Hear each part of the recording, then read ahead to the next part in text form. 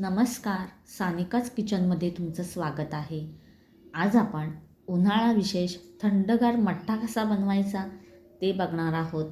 चला तर मग लगेचच व्हिडिओला सुरुवात करूया. पहिले आपण मठ्ठ्यासाठी लागणारा ठेचा बनवूया.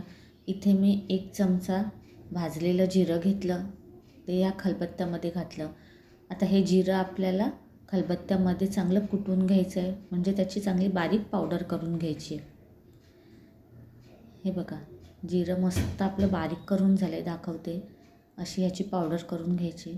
आता ह्याच्यामध्ये आपल्याला मिरची घालायची. इथे मी 1 तिखट असलेली मिरची घेतली, तिचे असे तुकडे केले. अर्धा इंच आल्याचे तुकडे. 7 ते 8 आपल्याला ह्याच्यामध्ये पुदिन्याची पानं घालायची आहेत. आता आपल्याला ह्याच्यामध्ये थोडी कोथिंबीर घालायची आहे आणि अगदी चिमूटभर मीठ घालूया. आता हे सगळं आपल्याला चांगलं ठेचून घ्यायचं आहे. आता ठेचताना आपल्याला ते असं ओबडधोबड ठेचून घ्यायचं आहे, जास्त बारीक करायचं नाही आहे. हे बघा, इथे आपला हा ठेचा तयार झालेला आहे.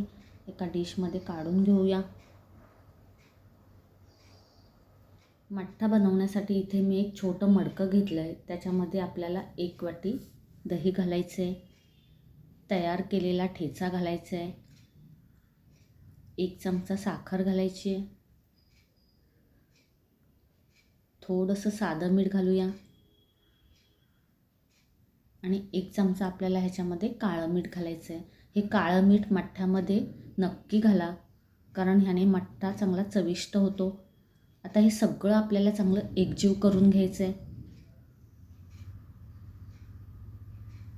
हे बघा, इथे आपण हे चांगलं असं एकजीव करून घेतलं आहे.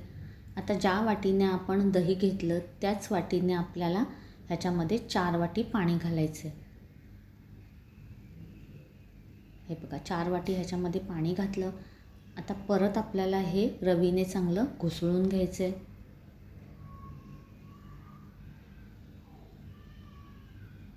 हे बघा, 1-2 मिनिट आपण ह्याला चांगलं घुसळून घेतलं आणि इथे आपला चटपटीत असा मठ्ठा तयार झालेला आहे. आणि अशा रखरखत्या उन्हामध्ये आपल्याला थंडगार मठ्ठ्याचा आस्वाद घ्यायचा आहे. तर मग आजचा व्हिडिओ तुम्हाला आवडला असेल तर व्हिडिओला लाईक करा, शेअर करा आणि असे छान छान पदार्थ पाहण्यासाठी सानिकाच किचनवर जर नवीन असाल तर नक्की सबस्क्राईब करा.